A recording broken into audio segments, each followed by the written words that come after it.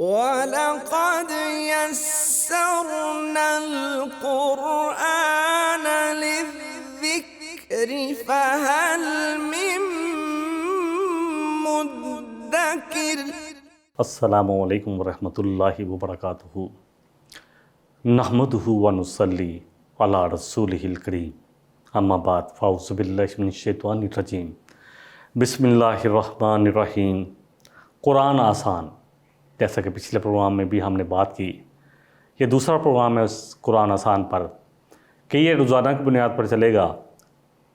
3 programme 6 دن چلیں گے، مطلب ایک پروگرام ایک دن چلے گا تو دوسرے دن بھی وہی دکھایا جائے گا مختلف ٹائمنگ کے ساتھ پیغام ٹی وی پر، اور پھر یوٹیوب پر بھی آپ کو یہ ملے گا 3 پروگرام ہفتے میں انشاءاللہ۔ تو تقریباً ایک دن ہی رہ جاتا ہے، باقی تو یہ روزانہ ہی ہو جائے گا، تو اس کو آپ رپیٹ بھی کر سکتے ہیں۔ مقصد صرف یہ ہے کہ قرآن آسان کیا اللہ نے۔ اللہ سبحانہ وتعالیٰ فرما رہے ہیں وَلَقَدْ يَسَّرْنَا الْقُرْآنَ لِلذِّكْرِ، کہ ہم نے اس قرآن کو نصیحت کے لیے آسان کیا ہے۔ فَهَلْ مِن مُّدَّكِرٍ، پس کوئی ہے تم میں سے جو نصیحت پکڑے۔ تو جب اللہ نے آسان کیا ہے تو یہ 100% آسان ہے، صرف تھوڑی توجہ کے ساتھ انشاءاللہ تعالیٰ، تھوڑی توجہ کے ساتھ، اور آپ جب پروگراموں کے ساتھ ریلیٹ ہو جائیں گے تو آپ کو لگے گا کچھ عرصے کے بعد کہ قرآن واقعی آسان ہے۔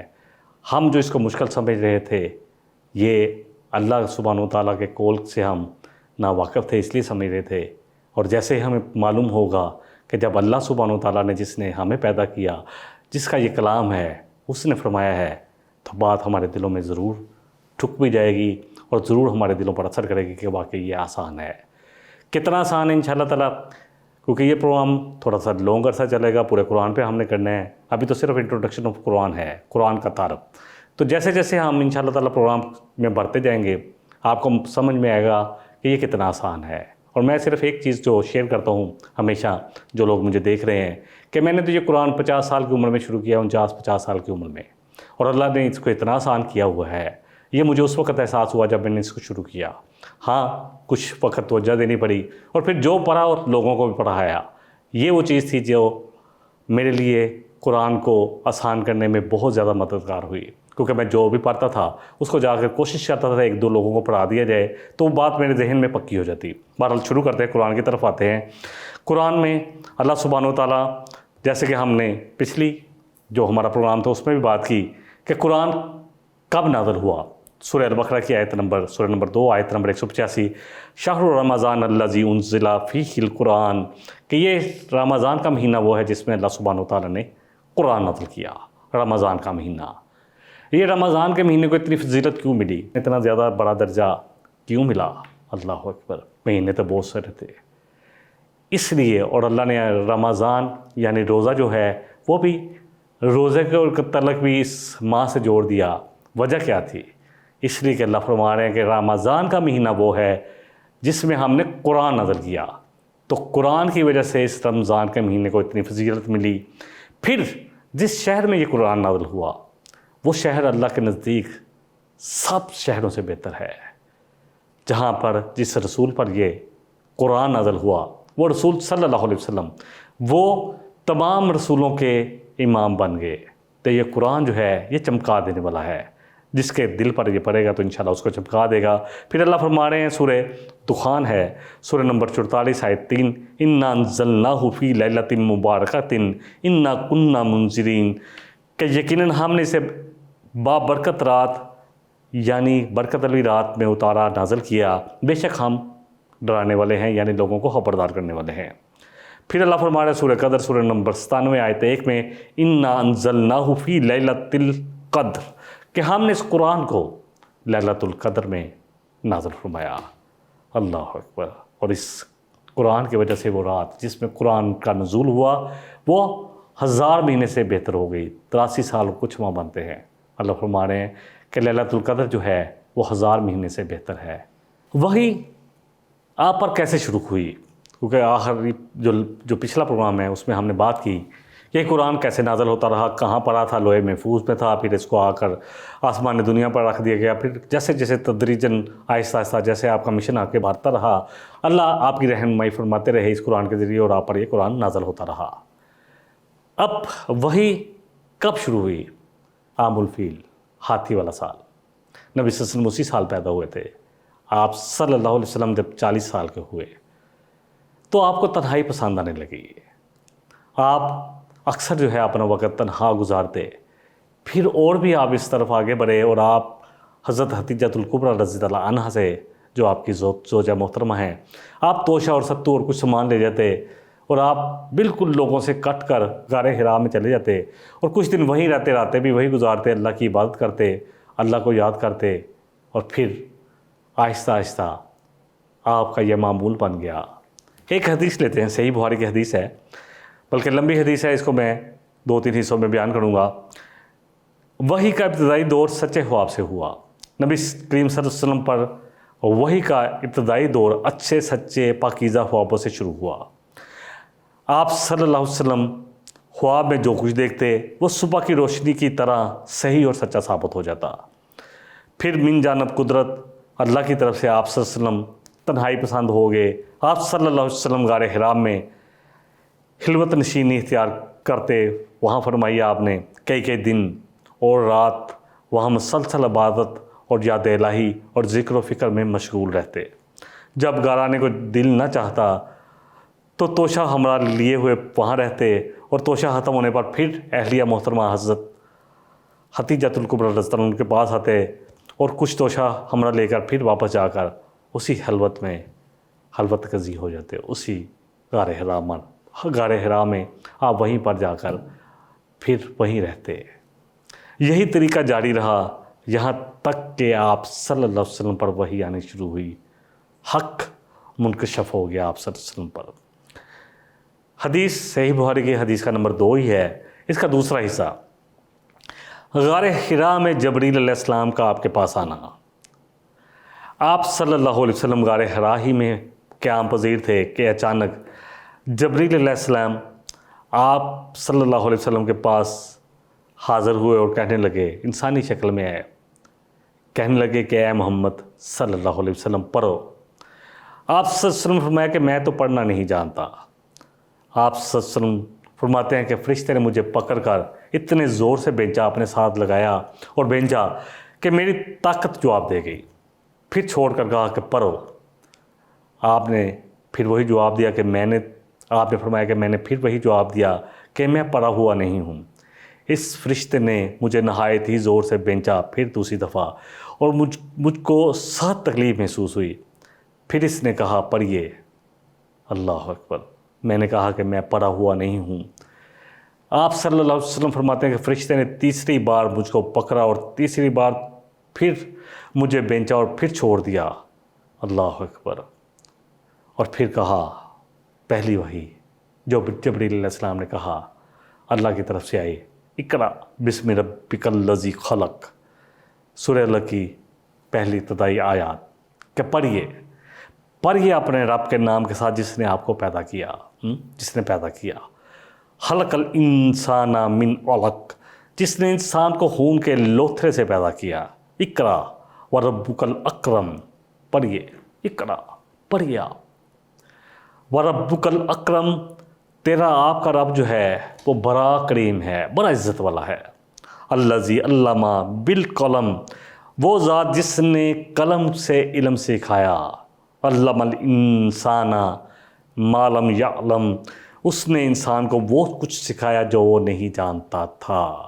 یہ تھی پہلی وحی، یہ تھا پہلا نور جو آپ صلی اللہ علیہ وسلم پر نازل ہوا غار حرا میں. اللہ اکبر. نبی صلی اللہ علیہ وسلم نے جب یہ آیات سنی سورہ الق کی، یہی آیتیں آپ صلی اللہ علیہ وسلم جبریل علیہ السلام سے سن کر اسی حال میں کہ آپ ڈر رہے تھے غار حرا سے واپس ہوئے. آپ صلی اللہ علیہ وسلم کا دل اس انوکھے واقعے سے کانپ رہا تھا. خوف محسوس ہوا کہ یہ کون آ گیا اور اتنی زور سے بھیجا. اللہ اکبر. آپ صلی اللہ علیہ وسلم حضرت حتیجہ الکبریٰ رضی اللہ عنہ کے ہاں تشریف لائے اور فرمایا کہ مجھے کمبل اڑا دو. لوگوں نے آپ صلی اللہ علیہ وسلم کو کمبل اڑا دیا جو گھر میں موجود تھے، آپ کا غلام زید بن حارثہ اور اسی طرح حضرت حتیجہ الکبریٰ رضی اللہ عنہا. جب آپ صلی اللہ علیہ وسلم کا ڈر تھوڑا سا کم ہوا، ڈر جاتا رہا، تو آپ صلی اللہ علیہ وسلم نے اپنی زوجہ محترمہ حتیجہ رضی اللہ عنہا سے کہا اور ان کو ساری تفصیل کے ساتھ سارا واقعہ سنا دیا، سارا واقعہ ان کو تفصیل کے ساتھ سنایا اور فرمانے لگے کہ مجھے اپنی جان کا خطرہ ہے، مجھے تو اپنی جان کا خطرہ ہے۔ آپ صلی اللہ علیہ وسلم کی اہلیہ محترمہ خدیجہ رضی اللہ عنہا نے آپ صلی اللہ علیہ وسلم کی ڈاڑھ بندائی اور کہا آپ کا خیال صحیح نہیں ہے، اللہ کی قسم اللہ آپ کو کبھی بھی رسوا نہیں کرے گا، آپ تو اخلاق فاضلہ کے مالک ہیں، یعنی آپ کے اخلاق تو بہت بلند ہیں، آپ تو اخلاق فاضلہ کے مالک ہیں، آپ تو بے کسوں کا بوجھ اپنے سر پر رکھ لیتے ہیں، مفلسوں کے لیے کماتے ہیں، مہمان نوازی میں آپ بے مثال ہیں، مشکل وقت میں آپ امر حق کا ساتھ دیتے ہیں۔ یہ صحیح بخاری کی حدیث نمبر 3 ہے۔ مزید تسلی کے لیے خدیجہ رضی اللہ عنہا آپ صلی اللہ علیہ وسلم کو ورقہ بن نوفل کے پاس لے گئیں، جو ان کے چاچا زاد بھائی تھے اور زمانہ جاہلیت میں نصرانی یعنی عیسائی مذہب اختیار کر چکے تھے۔ انجیل کو انہوں نے عبرانی زبان میں لکھا کرتے تھے اور پھر وہ بہت برے بھی تھے۔ خدیجہ رضی اللہ عنہا نے ان سے کہا کہ اے چچا زاد بھائی، اپنے بھتیجے کی زبانی ذرا اس کی کیفیت سن لیں۔ چنانچہ آپ صلی اللہ علیہ وسلم نے اول تا آخر پورا واقعہ سنایا، جسے سن کر ورقہ بن نوفل بے اختیار ہو کر بول اٹھے، یہ تو وہی ناموس معزز فرشتہ ہے جس سے اللہ نے موسیٰ علیہ السلام پر وحی دے کر بھیجا تھا۔ کاش میں آپ کے عہد نبوت کے شروع ہونے پر جوان عمر ہوتا اور کاش کہ میں زندہ رہتا جب آپ کی قوم آپ کو شہر سے نکال دے گی۔ آپ صلی اللہ علیہ وسلم نے یہ سن کر تعجب سے پوچھا، کیا وہ لوگ مجھے نکال دیں گے؟ ورقہ بولا، ہاں یہ سب کچھ سچ ہے، جو شخص بھی آپ کی طرح کا امر حق لے کر آیا ہے تو لوگ اس کے دشمن ہو گئے ہیں، اور اگر مجھے آپ کا نبوت کا وہ زمانہ مل جائے تو میں آپ کی بھرپور مدد کروں گا۔ مگر ورقہ کچھ ہی دنوں کے بعد انتقال کر گئے اور پھر کچھ عرصے کے لیے اللہ سبحانہ وتعالیٰ نے وحی کا سلسلہ روک دیا، موقوف کر دیا۔ نبی صلی اللہ علیہ وسلم پر وحی کیسے آتی تھی؟ پھر آنی دوبارہ شروع ہو گئی۔ آپ سے آپ کی وحی کے کیفیت کے بارے میں پوچھا گیا۔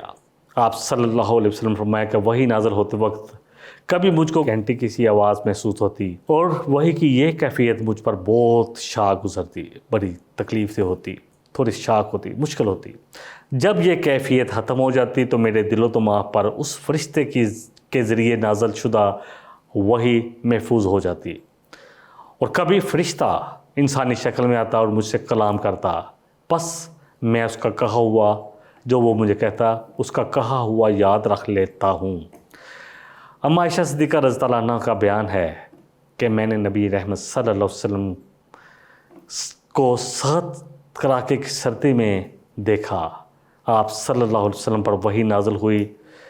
جب اس کا سلسلہ موقوف ہوا تو آپ صلی اللہ علیہ وسلم کی پیشانی پر پسینے کے قطرے تھے، یعنی آپ صلی اللہ علیہ وسلم کی پیشانی پسینے سے شرابور تھی سخت سردیوں میں۔ ایک حدیث میں تو یہاں تک آتا ہے کہ جب آپ کبھی سواری پر ہوتے تو وہی اس وقت نازل ہوتی تو سواری بیٹھ جاتی، اتنا وزن تھا وحی کا، اللہ کے اس کلام کا۔ صحیح بخاری کی ایک حدیث لے لیتے ہیں کہ نبی صلی اللہ علیہ وسلم پر یہ قرآن تقریباً یہ قرآن جو ہے یہ نور جو ہے برستا رہا قمری حساب سے 23 برس اور شمسی حساب سے، شمسی سالوں کے حساب سے 22 برس۔ نبی صلی اللہ علیہ وسلم پھر جب آپ مدینے میں آئے تو رمضان جب اللہ نے آپ پر فرض کر دیا مسلمانوں پر، تو آپ ہر رمضان میں اعتکاف فرماتے۔ صحیح بخاری کی حدیث لے لیتے ہیں 4998۔ جبریل علیہ السلام رسول اللہ صلی اللہ علیہ وسلم کے ساتھ ہر سال ایک مرتبہ قرآن مجید کا دور کیا کرتے تھے، لیکن جس سال حضرت صلی اللہ علیہ وسلم کی وفات ہوئی اس میں انہوں نے حضرت صلی اللہ علیہ وسلم کے ساتھ 2 مرتبہ قرآن کا دور کیا یا دورہ کیا۔ حضرت صلی اللہ علیہ وسلم ہر سال 10 دن کا اعتکاف کیا کرتے تھے، لیکن جس سال آپ کی وفات ہوئی آخری رمضان آپ صلی اللہ علیہ وسلم نے 20 دن کا اعتکاف کیا۔ قرآن کو جب بھی یاد کرنا ہے، آج بھی جتنے بھی حفاظ ہیں ہمارے، وہ قرآن کو دور کرتے رہتے ہیں، اور اسپیشلی جب جنہوں نے مصلی سنانا ہوتا ہے، رمضان میں قرآن سنانا ہوتا ہے، وہ لازم ہے کہ وہ روز جو پارہ سنانا ہے اس کا دورہ اس طرح ہی کرتے ہیں، اسی طرح دور کرتے ہیں کہ جو بھی ان کے استاد یا قاری جو بھی ہوتا ہے وہ ان کو اپنا قرآن سناتا ہے، وہ اس کو اپنا سناتے ہیں، اس طرح دونوں ایک دوسرے کا سنتے ہیں، تو اس سے جو حافظ قرآن ہے، حفاظ، ان کے لیے سنانا آسان ہو جاتا ہے۔ بہرحال اس قرآن کے متعلق بہت ساری انفارمیشن لے کر انشاءاللہ تعالی ہم اگلے پروگرام میں آپ کی خدمت پہ آئیں گے۔ اصل بات یہ ہے کہ جو ہمارے اس پروگرام کا سب سے بڑا جو موضوع ہے وہ ہے کہ قرآن آسان ہے۔ نام بھی اس کا یہی ہے کہ قرآن آسان، اس کا نام بھی یہی ہے۔ اور پھر اس کو آسان کرنے کے لیے الحمدللہ کوشش کی ہے کہ یہ ہفتے میں 3 پروگرام ہوں گے، جو 6 دن جو ہے پیغام ٹی وی پر ٹیلی کاسٹ کیے جائیں گے، اور اسی طرح سوشل میڈیا پر بھی، یوٹیوب پر بھی یہ پروگرام اپلوڈ ہوتے رہیں گے۔ ہم جب ان پروگراموں سے جڑیں گے تو انشاءاللہ تعالیٰ آہستہ آہستہ ہمیں قرآن کے بارے میں بہت ساری مفید انفارمیشن ملے گی۔ ہمارے کچھ پروگرام 10-12 پروگرام ابھی جو ہوں گے سٹارٹ کے، وہ قرآن کا انٹروڈکشن ہی ہوگا، تعارف قرآن، کہ قرآن کہاں تھا، کیسے نازل ہوا، پھر کس طرح نازل ہوا، کتنے عرصے میں نازل ہوا، قرآن میں کتنی صورتیں ہیں، کتنے رکوع ہیں، کتنی آیات ہیں، قرآن کتنا مدینے میں نازل ہوا، کتنا مکہ میں نازل ہوا، یہ ساری انفارمیشن انشاءاللہ تعالی ہم آپ تک پہنچاتے رہیں گے اللہ کی توفیق اور اس کے فضل کے ساتھ۔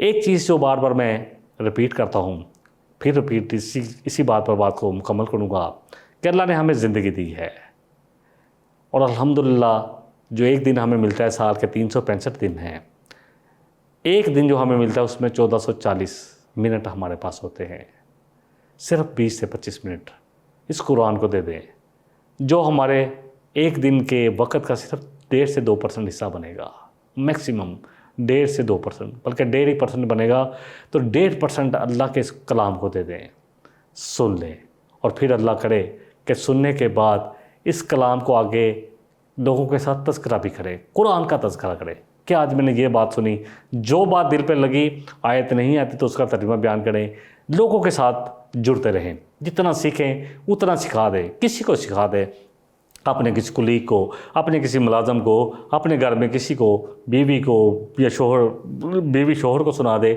اس طرح تذکرہ کرے قرآن کا، دیکھیں کہ یہ قرآن کیسے ہمارے دلوں میں اترے گا، اس سے محبت کریں۔ قرآن آ گیا ہے، نور آ گیا ہے، نہیں تو چراغوں سے لو جا رہی تھی، جینے کی ہم کو وجہ مل گئی ہے، بڑی بے وجہ زندگی جا رہی تھی۔ یقین کریں یہ قرآن 49 سال 50 سال کی عمر میں میرے پاس آیا، اور ایسے لگتا ہے کہ اب مجھے زندگی جینے کا کوئی مقصد مجھے مل گیا ہے، ورنہ تو وہی روزمرہ کے کام، جاب ہے تو جاب کی فکر کہ بہتر سے بہتر ہو جائے، بزنس ہے تو اس کو اور بڑھانے کی فکر، اسی میں زندگیاں ختم ہو جاتی ہیں۔ اللہ مجھے اور آپ کو اس قرآن کے ساتھ جوڑ دے۔ قرآن آسان ہے، الحمدللہ یہ فرمان اللہ کا ہے، وَلَقَدْ يَسَّرْنَا الْقُرْآنَ لِلذِّكْرِ فَهَلْ مِن مُدَّكِرٍ، کہ ہم نے اس قرآن کو نصیحت کے لیے آسان کیا ہے، اور اللہ پوچھ رہے ہیں مجھ سے اور آپ سے، اور یقیناً اللہ کہہ رہے ہیں کہ ہم نے آسان کیا ہے۔ قد لام دونوں ہی یقین کے لیے آتے ہیں، تو اللہ کہہ رہے ہیں اتنے زبردست طریقے سے کہا گیا ہے وَلَقَدْ يَسَّرْنَا الْقُرْآنَ لِلذِّكْرِ، یقیناً بلا شبہ ہم نے اس قرآن کو آسان کیا ہے نصیحت کے لیے، وَهَلْ مِن مُدَّكِرٍ، اور اللہ مجھے اور آپ کا جوڑ رہے ہیں۔ اللہ اکبر، بڑا زبردست جوڑنے والی آیت ہے کہ ہے کوئی جو نصیحت پکڑے۔ اللہ کرے میں اور آپ سب پکار اٹھے کہ اللہ ہم حاضر ہیں۔ وآخر دعوانا ان الحمدللہ رب العالمین، سبحانک اللہم و بحمدک، اشہد ان لا الہ الا انت، استغفرک و اتوب الیک۔ والسلام علیکم ورحمۃ اللہ وبرکاتہ۔ هذا القرآن يهدي للتي هي أقوم ويبشر المؤمنين الذين يعملون الصالحات أن لهم أجرا كبيرا